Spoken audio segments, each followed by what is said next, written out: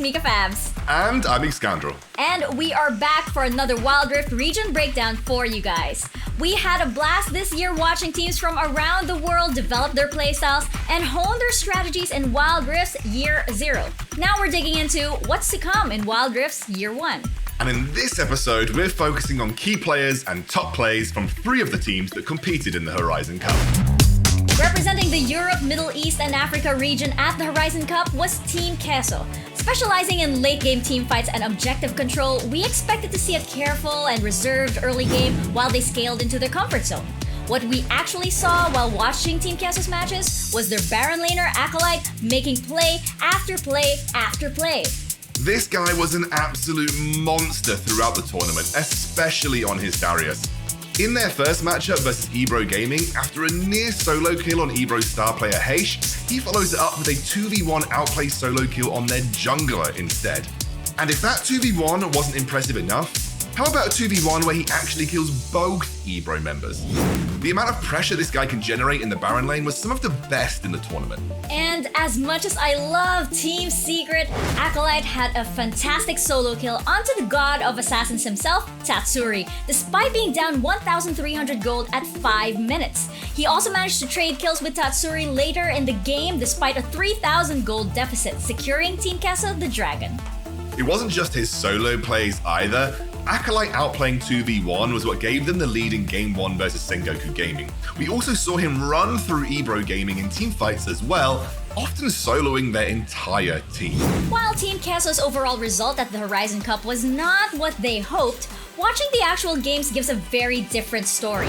Team Queso in all 8 games managed to secure at least 1 dragon, showing that their objective setup is good enough to work against the best international opponents. They also were ahead in gold after 10 minutes in both games versus Sengoku, while in many of their losses, the gold remained close throughout the mid-game. Team Queso has proven that Europe's style can work on an international stage versus the best of the best. And with the experience from the Horizon Cup they'll be taking home to Europe, we can expect that those flaws will be fixed sooner rather than later. However, the other strong teams in the region, like Rix GG, Unicorns of Love, and Gamelord, now have plenty of examples about how to take down Team Queso.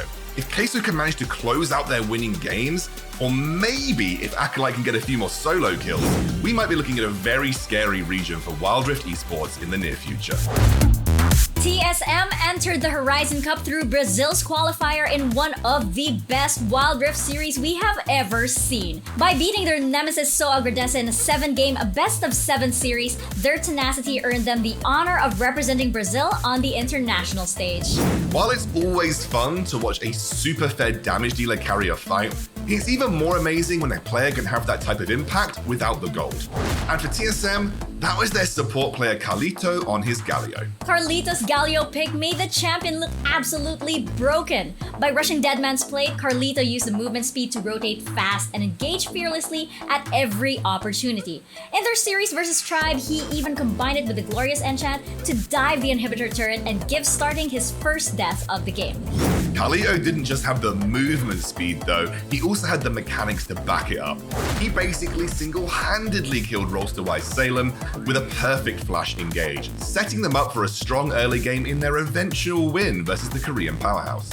But enough about his offense, let me tell you about his defense. Carlito completely countered Tribe Gaming's engage-style composition in Game 1 of their series with great positioning and perfect ultimates. Carlito would stay near his team but far away enough where he couldn't get CC'd, and whenever Tribe would pull the trigger, he would counter it perfectly with a well-timed ultimate, following it up with that CC right after.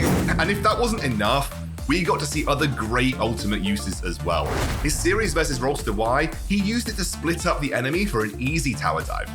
Carlito's mastery of Galio embodied Brazil's fighting spirit, willing and able to throw down in every situation. And even though TSM returned to Brazil empty-handed, Carlito's Galio left a huge impression on the international meta. When Brazil returns to the international stage, whether in the hands of TSM or So Agradece or maybe a new up-and-comer, what else will they be able to show to the world? From North America at the Horizon Cup, we saw Tribe Gaming NA.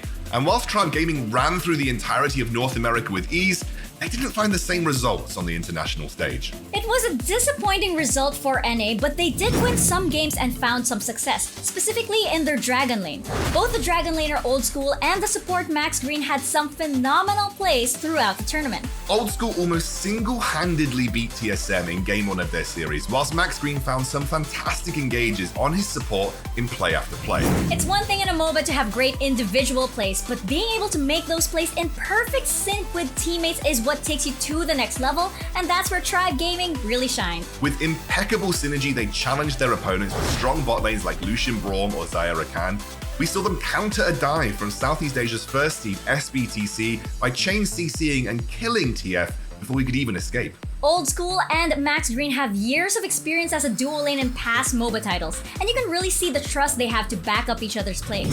While North America is undoubtedly let down by the results of the Horizon Cup, Tribe Gaming left their mark on their opponents by showing them what strong coordination in the Dragon Lane can do. Their bond is what they use to transcend the huge NA orgs like Immortals, Sentinels, and even Cloud9.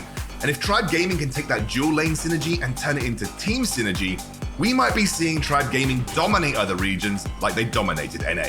So which of these teams is best poised to improve their standing internationally in 2022 and why? Let us know your hot takes in the comments and come back for even more episodes of Wild Rift Region Breakdown.